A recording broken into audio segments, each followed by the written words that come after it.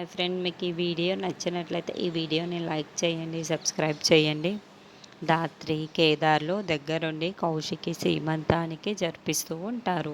అప్పుడే కోపంగా, అమ్మ, నేను ఈ సీమంతాన్ని చూడలేను, కానీ ఇక్కడి నుంచి బయటికి వెళ్తున్నాను అని యువరాజు అంటే, అభి, ఇప్పుడు ఈ సీమంతం జరగదు.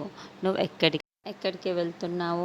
ఇక్కడే ఉండు, మేము ఒక ప్లాన్ చేశాం అని వైజయంతి అంటోంది. అవును, ఈ సీమంతం ఆగిపోతుంది యువరాజ్.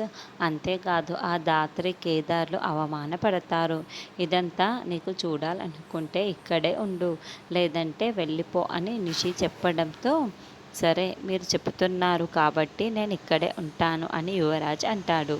తర్వాత మాధురి, ధాత్రి ఇద్దరూ కలిసి కౌశికిని బాగా రెడీ చేసి వచ్చి కౌశికిని కుర్చీలో కూర్చోబెడతారు.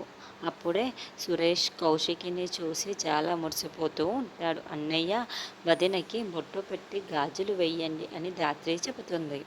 అలాగే అని సురేష్ కౌశికికి బొట్టు పెట్టి గాజులు వేస్తూ ఉంటే, అప్పుడే ఆదిలక్ష్మి, ఆపండి, ఈ సీమంతం జరగడానికి వీల్లేదు అని అంటూ అక్కడికి వచ్చి అరుస్తూ గొడవ చేస్తూ ఉంటుంది. దాంతో అందరూ కూడా ఆదిలక్ష్మి వైపుకు షాకింగ్గా చూస్తూ ఉంటే, ధాత్రి, అది కాదు పిన్ని గారు, ఎందుకు మీరు ఇలా మాట్లాడుతున్నారు?